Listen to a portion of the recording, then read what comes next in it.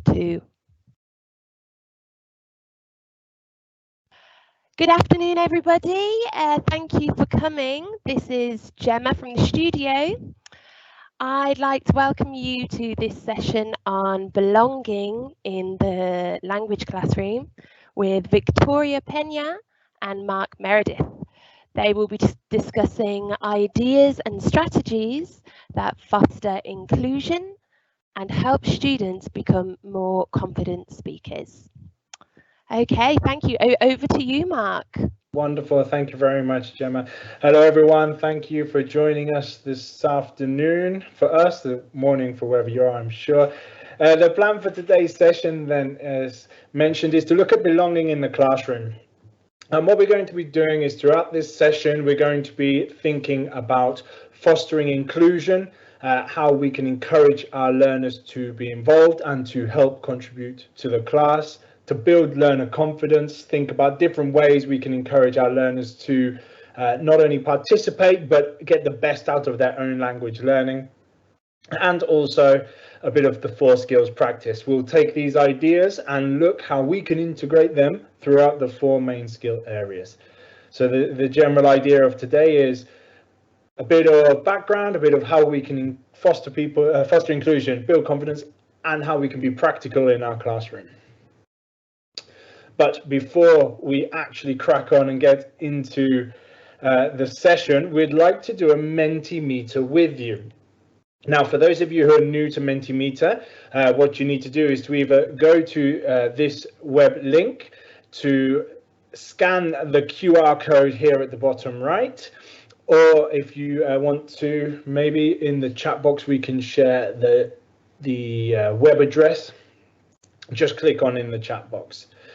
For me, I find the easiest one is the QR code for those of you who are capable of that. Some of them, I have many friends who still haven't quite mastered it.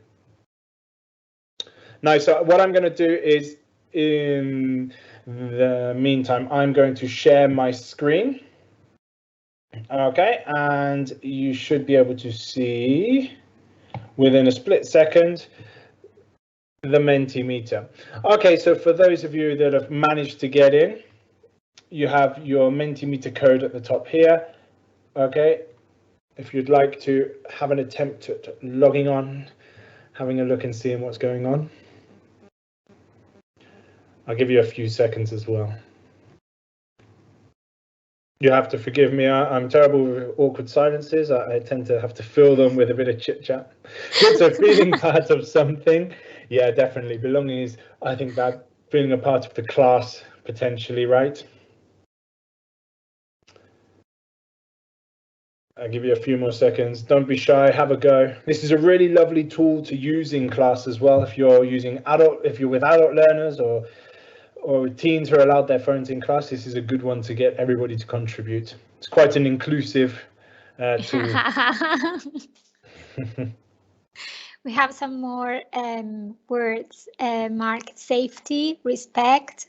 Hello, by the way. I haven't said anything yet, but thank you for joining us today.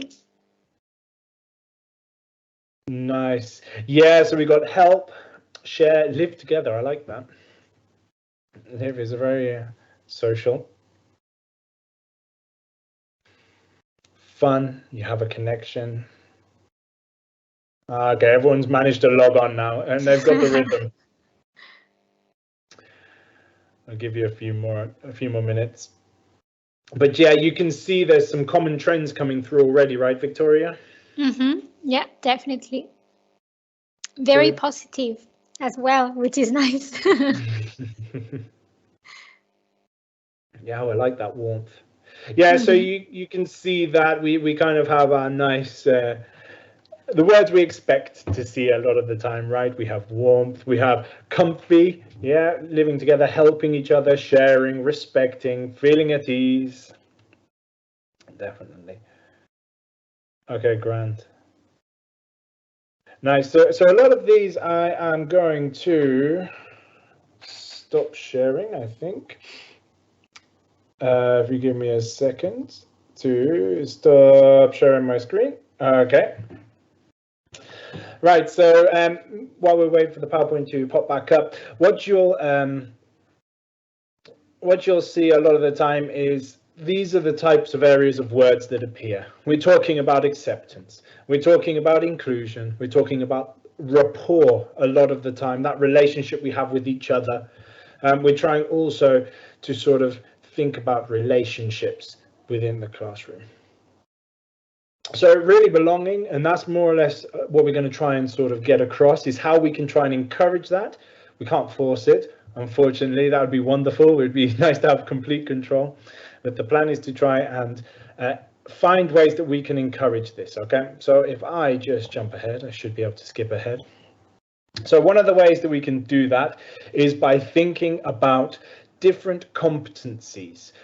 So for those of you who are familiar with life competencies, or you already teach with competencies, okay, you'll find that there are in this one here, for example, is our Cambridge Life Competencies Framework. The QR code, if you scan that, you'll jump ahead. All right, what you'll find is there are several key competencies, and within those competencies we look at different skills. And the point of this is not just thinking about the language learning of our learners.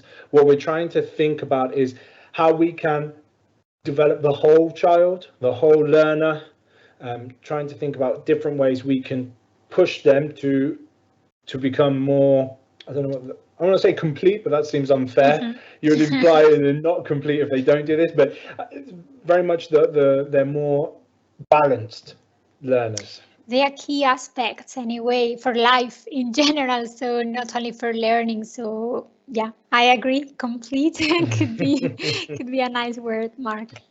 Good, yeah. So some of them here we'll see quite often in our classes. Collaboration. I'm sure many of you use collaborative techniques, whether it's pair work, group work, projects, role plays. There's always an element of collaboration. Another one that we're very familiar with being language teachers is communication, right? Working on those, being effective communicators. And one of the ones that I kind of wanted to look at today was social responsibilities. So when we talk about social responsibilities, we're talking a bit further in.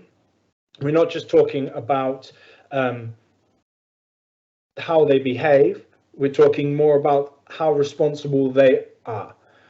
And a lot of that also has to do with so emotional development. If you look here in the Cambridge framework, these three are your foundation layers. These are integrated in everything, in creative, learning to learn, etc. So you see, with social responsibility, let me just bring that up on screen. Oh, it's jumped over to the side, but that's not a problem. But what you can see is there are the key areas. Now, the key areas are things that have been identified that allow us to have a focus towards developing social responsibilities, if that makes sense. This is all available online on that QR code. We'll send you the links later as well. No worries. These areas, for example, for social responsibility are understanding global issues, understanding personal responsibilities as a part of a social group, and so showing intercultural awareness. Now, for those of you based in Spain, this is going to be something you'll be noticing a lot more over the coming years with a few law changes we have here. And there's a big push towards this because it is a way of being more inclusive in class. But not only that, we have can-do statements linked to all of these. So what does it mean to understand global issues? Well, that would be can follow school rules, okay, can describe basic information about their own culture, can demonstrate understanding, and the need to share and protect resources. Okay, again, really fundamental things. And the beautiful thing about these is they're relevant to all learners. You know, it's not something that one learner, it's about their environment. We're allowing all learners to participate because there are topics we can all talk about. Well, in our English courses, our course books we've seen for years and years, we tend to cover the same topics a lot of the time. Sport, food. Anyone? I mean, how many times have you covered those? It's because they're addressable by everybody. Okay, and finally, just to give a bit more of a language focus, how can we put that into a context we're more familiar with in the classroom? Well, when we're looking at things like must, you know, or should and shouldn't. Okay, there's a nice opportunity to be able to engage with different social skills there, social responsibilities there. Wherever we can, try to encourage our learners to, what's the word? To share, I suppose is the word, to share their experiences, their opinions, and their feelings, as it were. I think also, Mark, that it is a way to make them feel more engaged as well, because if they can produce information that is relevant to them, as you said, then engagement is going to increase as well. And just going back to the can-do statements as well, these are very useful for us teachers, but it is also very useful for our students, because they know where they need to get at the end of the academic year, at the end of the term, at the end of the week. So I think it's setting those objectives is also encouraging for our students. That's lovely. It's true. I mean, that's another key way that we can help engage all learners in our classroom is by setting our objectives. It seems so basic, so fundamental, but thinking about what are we doing today? What are we going to achieve? Let's try and achieve it. You know, that way at least everybody knows the reasons why and what they're doing. That pulls people together, doesn't it? And especially if we can get it collaborative. I have to confess, I'm the biggest fan of collaborative, cooperative learning, pushing kids together, getting them to communicate and do stuff together, I think is the best way. Nice. So just a couple of activity ideas for you then. The first one I will pop up on screen now. Okay, so this is one way that we can help our learners in our classes show intercultural awareness. Okay, be aware of their peers, of learners who maybe are from different cultural backgrounds, a way of bringing everybody together and sharing and exploring. And it's a classic. Put a map on the wall. Do I need to say more? Just stick a map up, put it on the wall, and every time we address a different topic, okay, we can then go to the map and say, well, what do you think it might be like in other countries? What about you, Harry, who's from Ireland? Why he's been in English language class, I have no idea, but you get the point. Ask him and tell us what you eat. You know, what do you have in your country? What sports do you play? You know, trying to bring everybody into the class. We're all here in this moment, but we have different backgrounds, you know. And then how could we make it more interactive, more engaging? Well, why not get them to stick post-it notes, sticky notes all over it everywhere, you know, like some crime scene film, you know, where they're planning out the heist with string attached to it. You know, you can have fun, you can create something, a living part of the class. It's just little things, and coming back to it also allows learners to repeat language. You know, once they've done it a couple of times, oh, I know what I have to say. Well, in my country, we, at home, just little things, I don't know, you know, just to encourage them towards reading language and thinking about the cultural side of things. Another quick one for you then. That one's a very global one. That's a big one, isn't it? That's looking at the world. What about something a bit more personal and to each individual learner? So how about recognizing their personal impact on global issues? Well, this is always a nice one to do with really young learners, I find, where we start to encourage them to think about their place in society, as it were. Not just society, the class, but ask them to draw a picture of themselves, you know, put it in the middle of a piece of paper, then around that piece of paper, ask them to consider their own responsibilities. Okay, obviously you grade it to your kids. You wouldn't say it like this. You'd say, so what do you have to do at home? How do you help mum and dad, grandma, grandpa at home?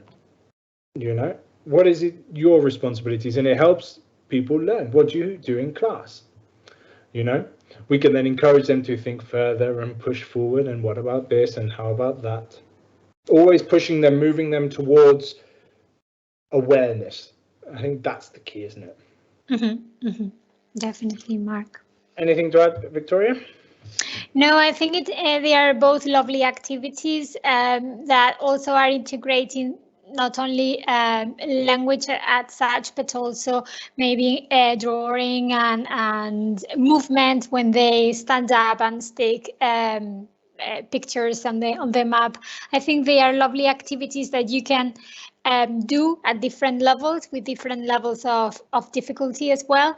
And it is a great way to motivate and engage students. Wonderful, nice. So just, I know this is very, well, I'll call it top level, but you know, like very general, big picture. We're going to dive through and look into a bit more of the specific skills, as I mentioned.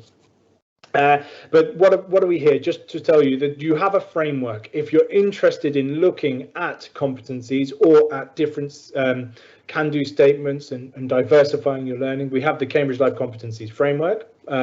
Again, feel free to download it. If you go to the Cambridge Insights page, you also have activity cards there. If you're really interested, there's about, I think, over 200 different activities that look at the different competencies. The two examples here are examples from there. Okay, you'll find that on the Insights page. If not, you're always more than welcome to try and get in touch with me. I'll share my email address later, should you be interested. Okay. Remember, the competencies work alongside language. It's not exclusive. We don't just do one thing or the other. They're together. They're a part of each other, and they are already pretty much present in our classes, as it is. Finally, we're going to jump across and have a look at some of the skills. Okay, so what different skills activities could we do, and how could we encourage learners to participate in them? Mm-hmm.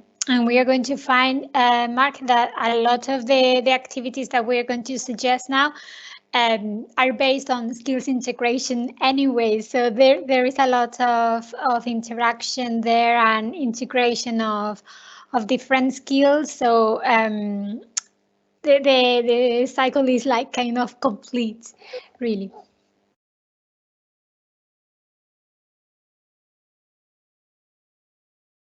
Okay, so can you hear me? Yes, I hope so.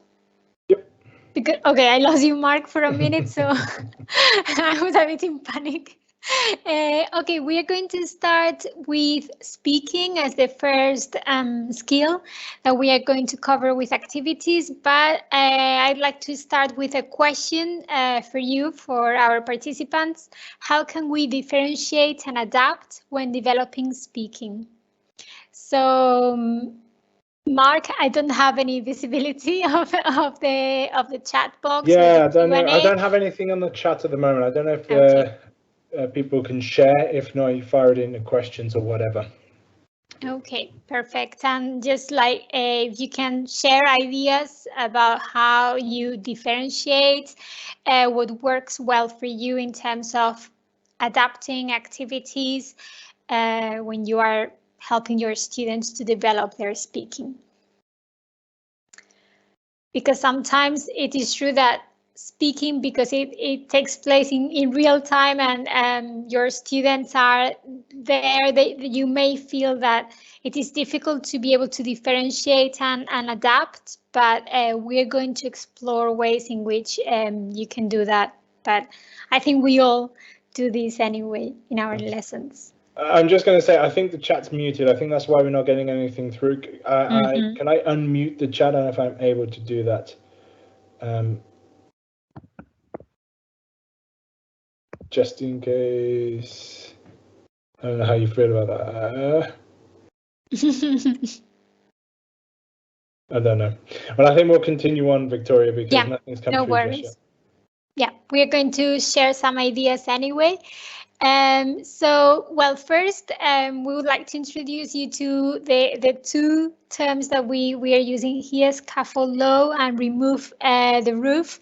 So in this case, what we mean by scaffold low is to give support to maybe weaker students, or maybe how we can support students who are, you know, at the beginning of the academic year and they are they need a bit more help at the beginning.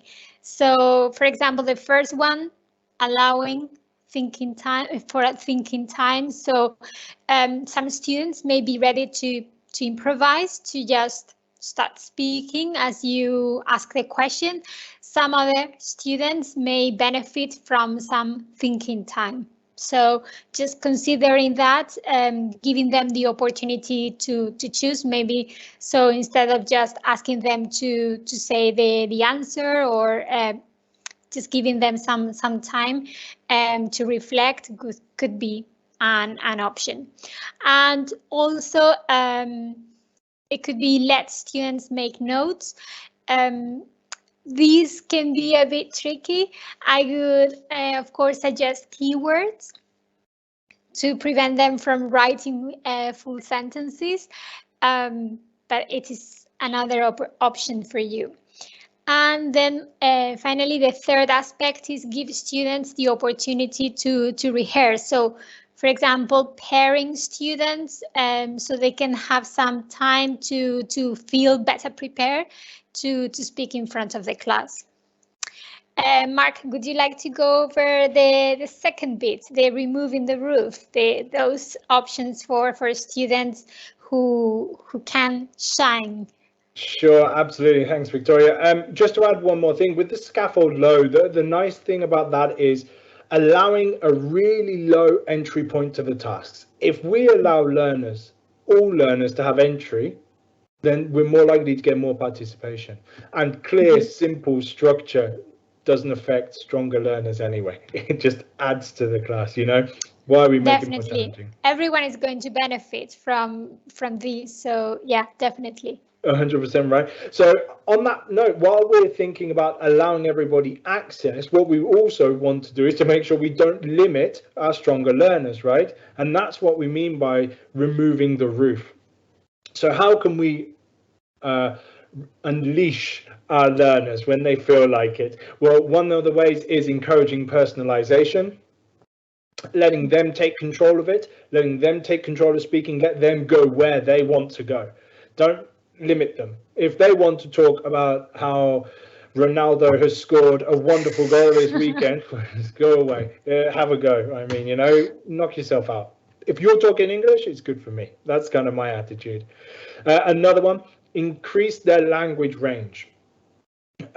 One thing that I often find with my kids is they tend to, well, it's going to sound so obvious now I'm saying it out loud. They tend to use the same language over and over.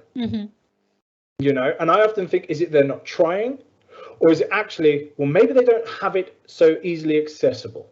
So if I can try as much as I can to extend that language range, I'm going to get more chance. They have more ways and more tools to answer questions, right? And not just assume they know it, put it up on the walls, put it on cue cards, put it around the room so they've got something to refer to. Another one of the lovely ways we can help remove the roof is using self-assessment. Let the learners, or encourage the learners, to think about how well they've done something, how much effort they've put into it. Did they do their best? If they did, great, I'm happy for you. I'm not going to criticize you. If you feel you've done your best, I'm happy, you know? Trying to encourage them to then go, well, actually, I could have done better. I probably could have said more. Mark, if I can add on these points, that self-assessment is a great tool, and I think it also helps weaker students to understand where they are and how they can get better. But I think it is also quite tricky to use in the classroom, and that we need to make it a very structured process, so our students are able to fully engage with the self-assessment and make the most of these self-assessments as well. Nice, yeah. And the final point then, just on this list, is pairing up in a suitable way. We all know about how mixed level group pairs are really useful for both. They learners who are not as strong learn new language, and learners who are stronger learn to adapt their language. It's a really beneficial partnership. But there are also times where same level partnerships are really valuable as well. Not just at the lower level, but at the higher level, encouraging them to be able to go further. I just want to quickly draw attention to a few comments that have popped up in the Q&A. We have Sarah says, I give them speaking phrases before having any discussions. This is it, giving them that support, that ideas, those little lovely nudges, I think is the word I'll use, towards using language is great, right? Yeah, definitely. Good. And there's one more. I know you can't see the chat, Victoria. I'll just do one more quickly. Thank you for reading. There's another one. I use a working wall to display language they need all the time. This is it, keeping it visual, getting them to personalize the wall as well, getting them to add new phrases. I tend to use a lot of quite colloquial phrases with all levels, and the kids tend to pick up more on them than on my present perfect and present continuous, and they'll use them as much as they can. Well, add those words, why not? It's a great way to take them a step further. Yeah. Anyway, Victoria, would you like to continue? Yeah, let's move on to the actual activity, okay, that we are going to suggest. It's for B2 Fair C1 Advanced. Actually, the mind map may look familiar because it's typically what they can find in part 3 of the speaking paper. And well, some students may be ready to start speaking without any preparation, especially if they are familiar with the task. But I think that everyone will benefit from some warm-up activity. Okay, so just like 3 questions, very basic, something that they can all answer about their experience, about their likes, dislikes, and that way we are going to get students thinking, activating their schemata, thinking about the type of vocab that they can use. And then once they are more or less ready, I would suggest that we group students and ask them to come up with destinations. For example, 3 destinations, and that they think about the advantages and disadvantages of these destinations for the beginning of the course trip. Then once they've had some thinking time and they are ready, they can share their ideas with the rest of the class.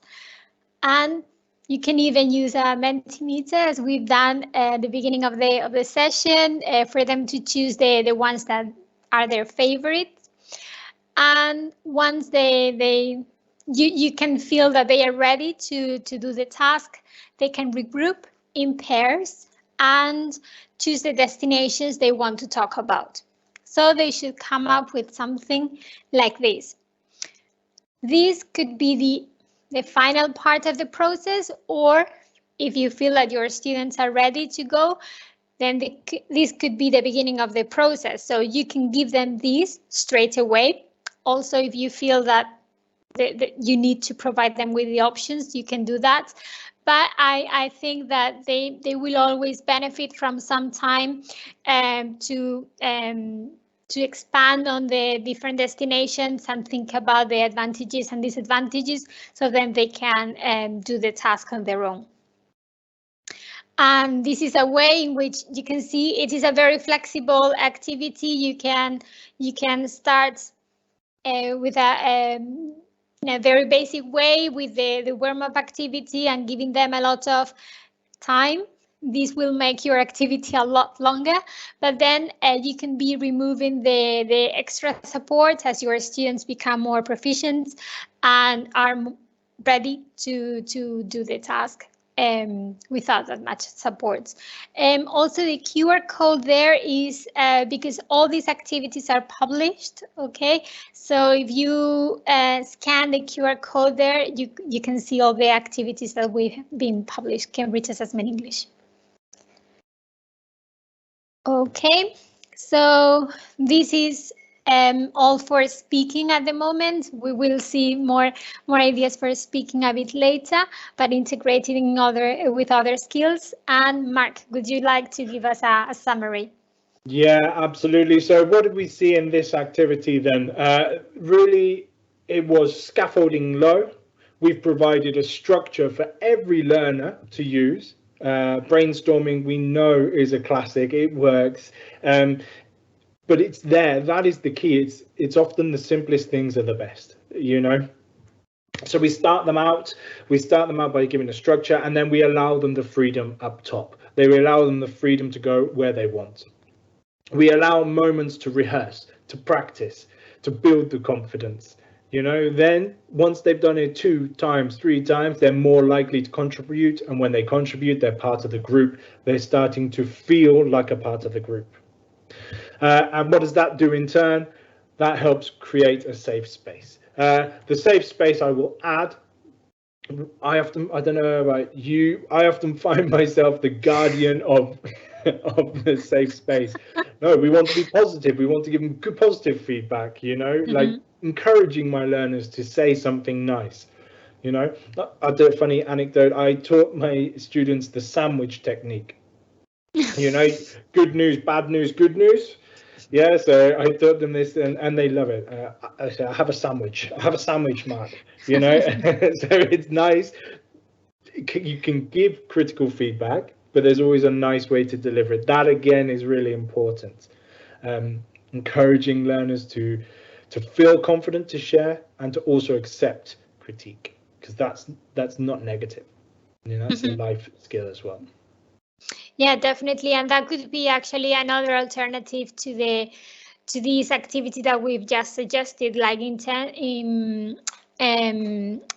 don't, instead of pairing students together, getting them in groups of 3 and getting one student to be the examiner. You know, so providing feedback at the end of the activity could be also a very nice way to introduce the assessment in the activity, and to offer this opportunity for reflection for the person who is the examiner, and also to have the confidence and the safety, the other 2 students acting as candidates, because they are being listened, and they can have instant feedback as well, because we know that especially with big groups, it is difficult to be listening to the students when they are doing speaking activities in pairs. Nice. Moving on to writing, Mark, with a question. Okay, so again, if you would like to interact with us in the Q&A box, I suppose. So how can we support all learners with their writing process? Any ideas? So, writing process. How can we support all learners? It seems like a miracle cure, you know. What are we going to share? So in the chat box, if anybody would like to just add a little comment, what do you do? How do you support your learners while they're writing? What's your trick of the trade and your secret? And also, I don't know, Mark, because in the past, when I was at school as a student, I have the feeling that writing was more like the product. So the teacher would ask us to produce a piece of writing and then offer feedback. But I think we've had an evolution, if you want, maybe, and now I think that the writing process is much more present in the language classroom. So I think we spend quite a long time now preparing our students for writing. What's your idea there? What your feelings about that?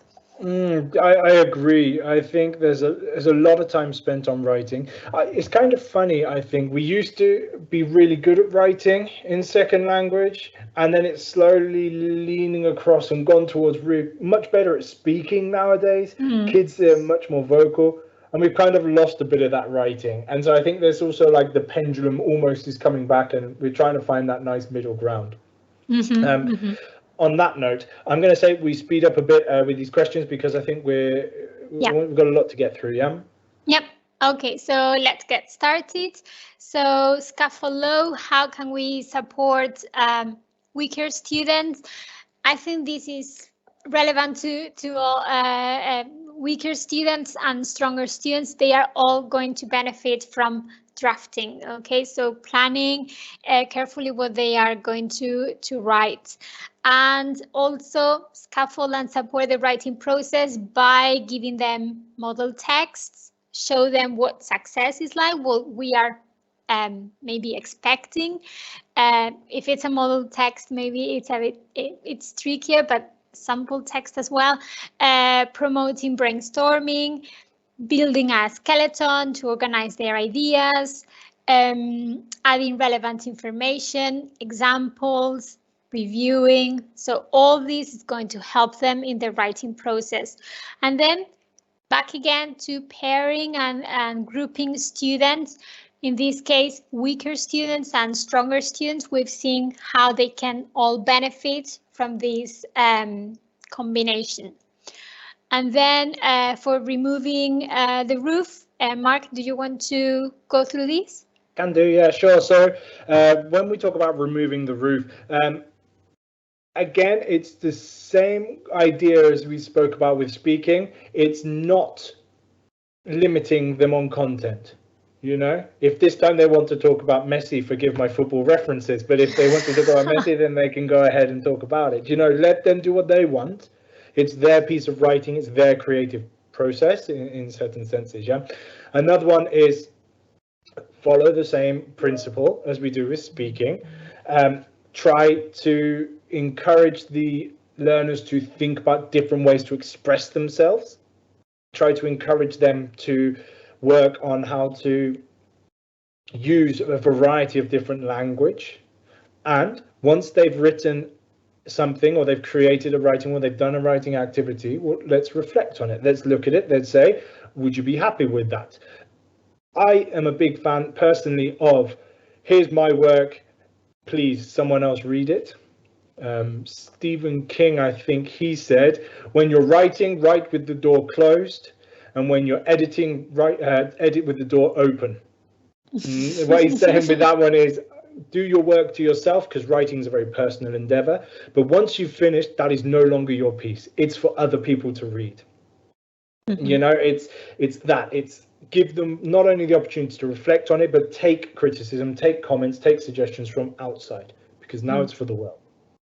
It's kind of a nice little very nice Stephen King reference.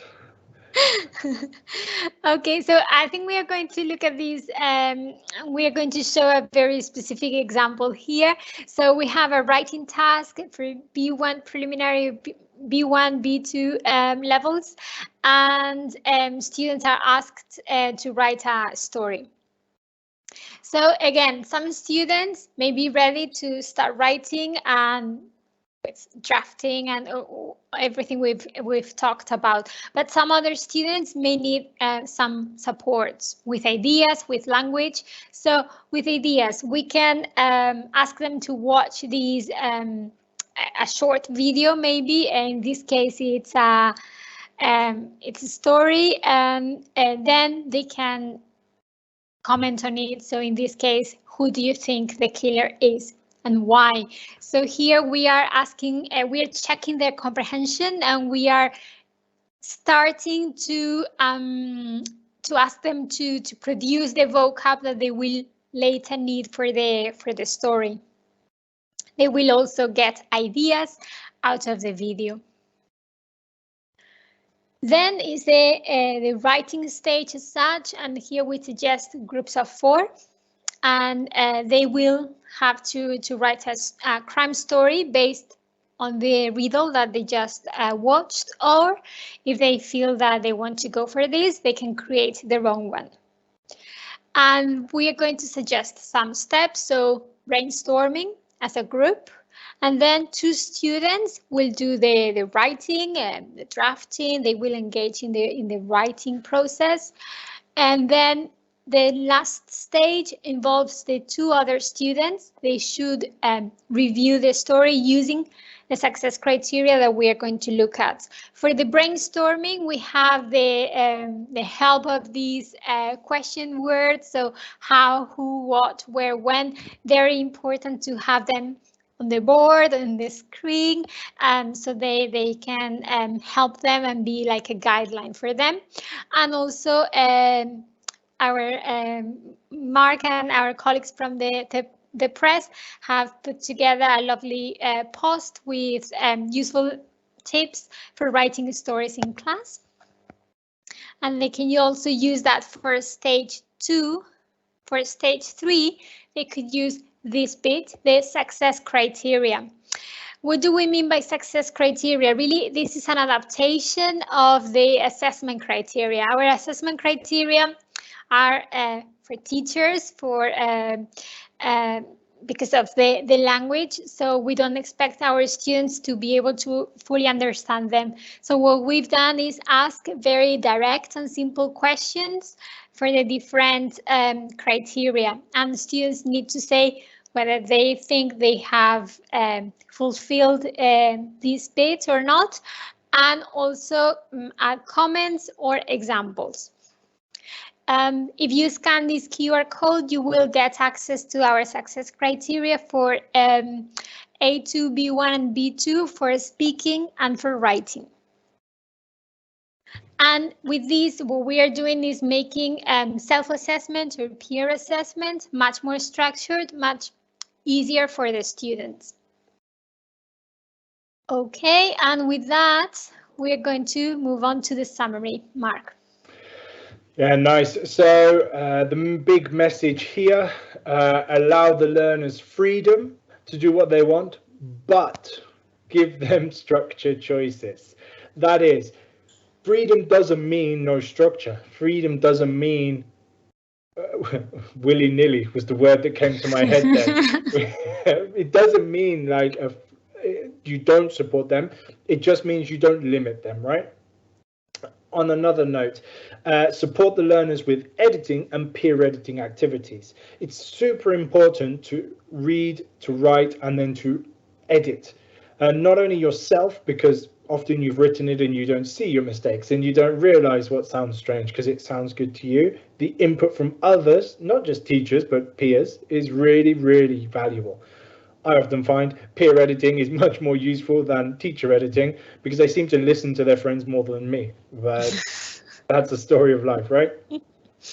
And then finally, provide more input by encouraging learners to work together.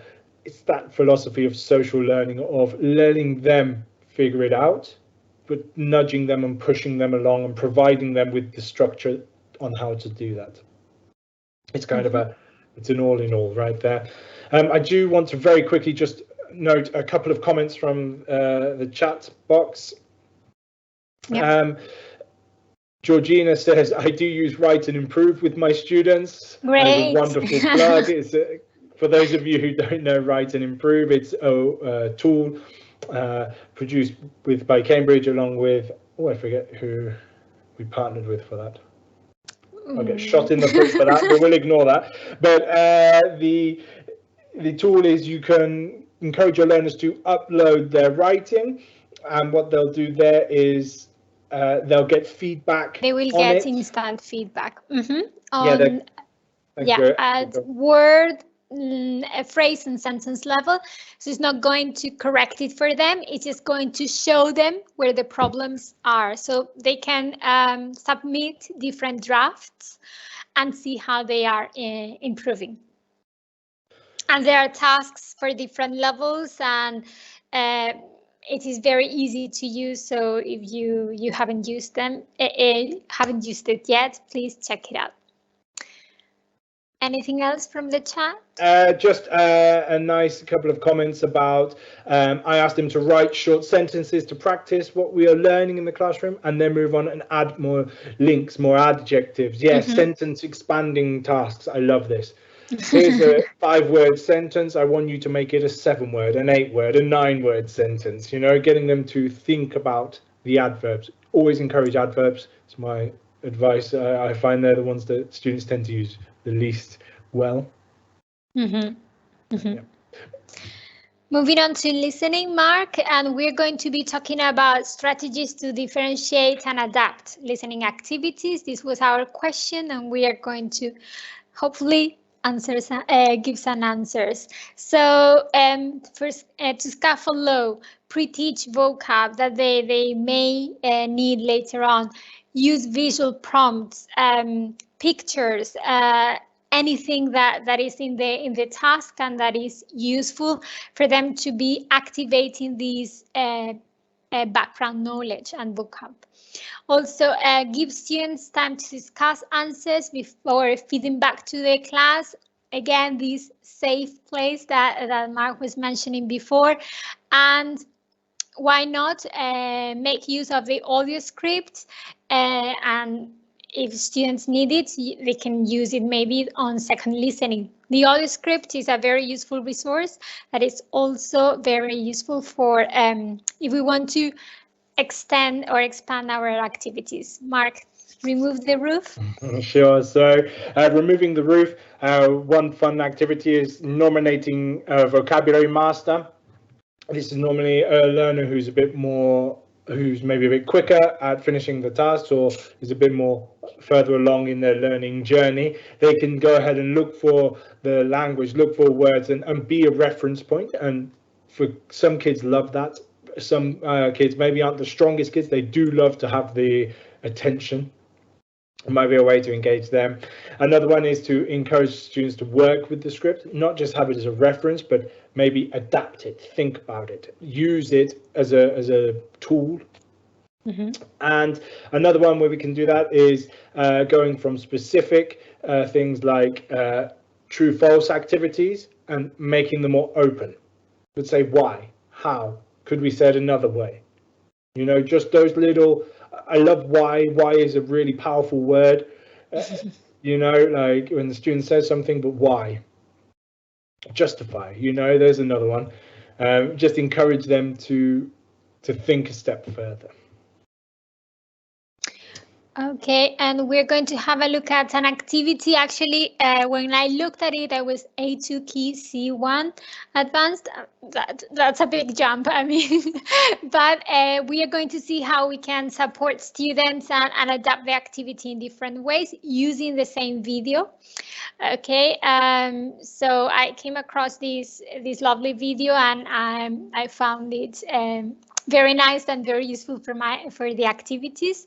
The QR code is there if you want to watch it. And then for B2 C1 students, we can ask them to share their ideas. So you can see the questions are quite open. So learners will have the time to write down their ideas, keywords, then they can compare their ideas with their partner and justify them. And then finally, the last stage would be to share it with a group. Again, once they feel comfortable with what they have written. Then once we have covered these with their own ideas, the reflection, the discussion in the class, they are hopefully ready to watch the video and make notes about these questions. Okay, so trying to answer the questions with the information from the video. They can compare them with their own ideas and see how close they were to the actual content of the video. That could be for the higher levels. How can we adapt these to lower levels, A2, B1? Well, you can see that here the questions are much more structured.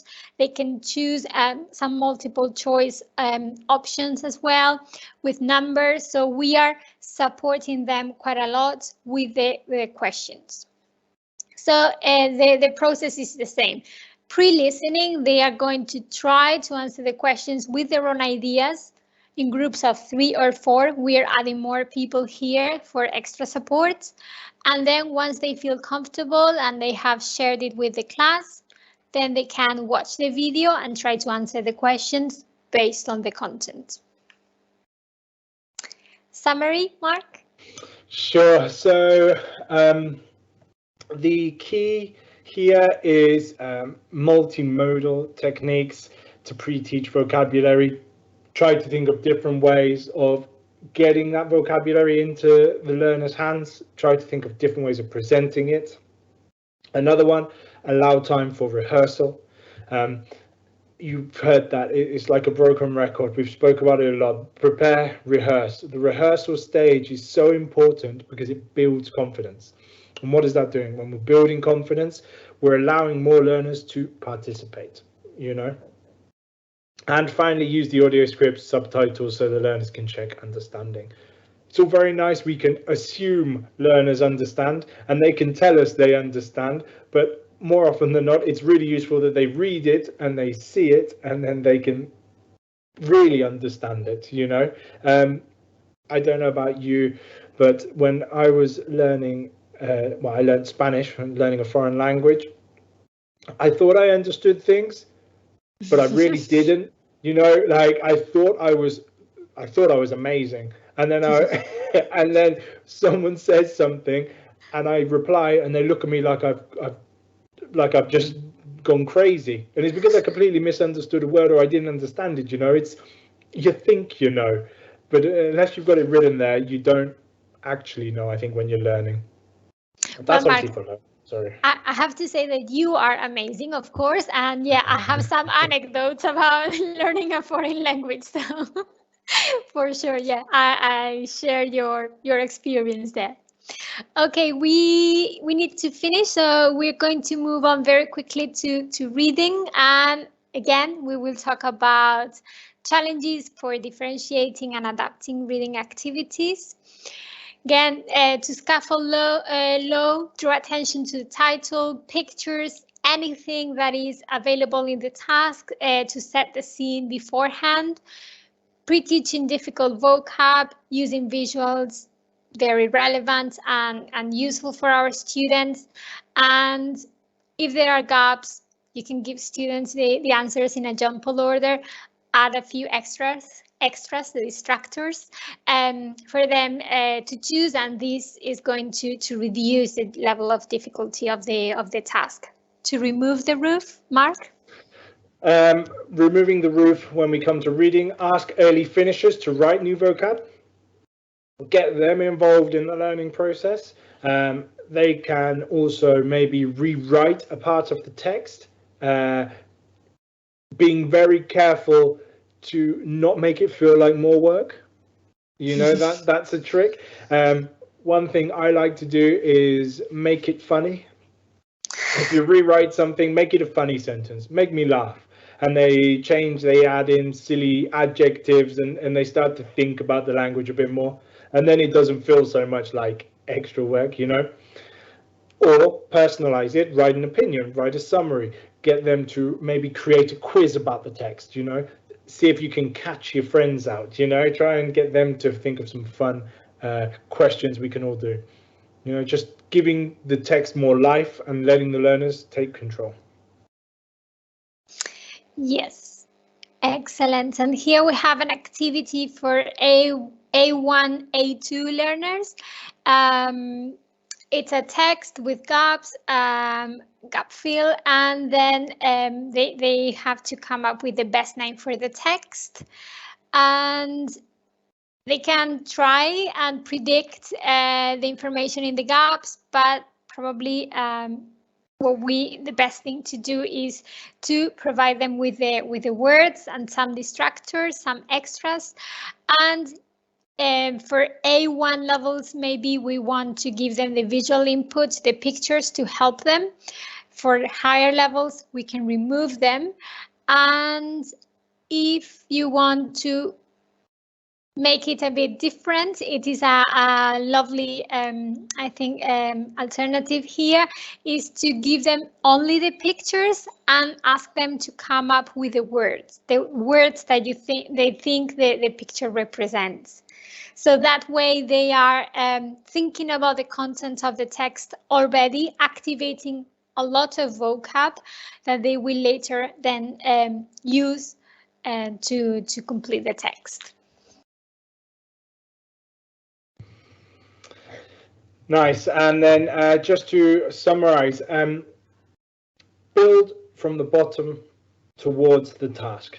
Think about scaffolding, think about the basis, allow all learners to participate, build it up. If we start on different points, it's really hard to keep everyone together. If we start from the same level, it's much easier to go along as a group. It's kind of going on a journey. You wait till everyone's in the car before you leave. It's kind of keeping everyone together in the same moment, and it helps us maintain a feeling of unity. Another one then is including personalization activities. How can they make it more relevant to themselves? I don't know my kids' interests or my students' interests. They have to help me. They have to tell me. They have to communicate. And how do they do that? We'll give them the control, put it in their hands. And finally, how can we do that? Well, instead of giving chunks, let's support and break it up. I like the idea of dividing texts up. They call them jigsaw texts. I like that because it allows everybody to have a responsibility, and everybody has to work together for a reading. It doesn't limit the reading. Everyone has the same reading, but it allows everybody to participate. And on that note, I'll jump ahead one more. Oops. My bad. Are there any questions? Well, Mark, because we are a bit late, maybe we can go through the summary, and if there are any questions, they can include them in the chat. Keeping me in line, Victoria, I like it. Just quickly then, so the key summary points, number one, sorry, Victoria, would you like to go through these or should I? You can start if you want. Yeah, sure. So scaffold to the lower end of the class so everyone can be involved. Let's make sure we support everybody at the base and move forward. Set the lower limits, remove the roof. That's the message we wanted to get across. Yeah. Go on, Victoria. And then allow learners to rehearse and personalize language to make the learning process as relevant as possible. And remember that peer input is a great tool to help all learners regardless of their level. So everyone is going to benefit from peer input and peer assessment. And that's us, I think.